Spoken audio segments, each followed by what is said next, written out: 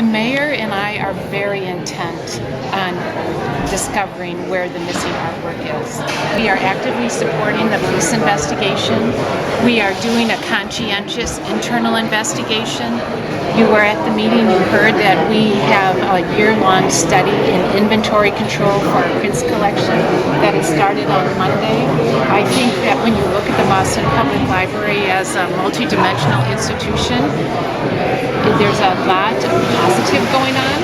Our predecessors had a voracious appetite for collecting. The negative part of it is that they didn't have what we call intellectual control in terms of the cataloging and making the materials accessible. So there's a number of things we're doing about security now. We have taken security very seriously over the past few years. We have a security manager who's in place. Part of his responsibility is to develop and implement a system-wide security plan. When I came to Boston, there's a residency requirement. So they wanted, the former mayor and the city administration wanted me to get to Boston Public Library as soon as possible.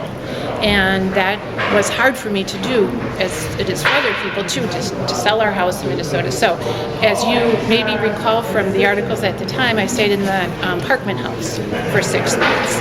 And then when our family rented an apartment, then the $10,000, the housing allowance paid for out of the foundation, not tax money, then was given to me. This was part of the original negotiated deal. People welcomed me here as a library leader. The other thing too, I don't have it with me, but my salary for library directors is about in the middle. Why are you standing by her?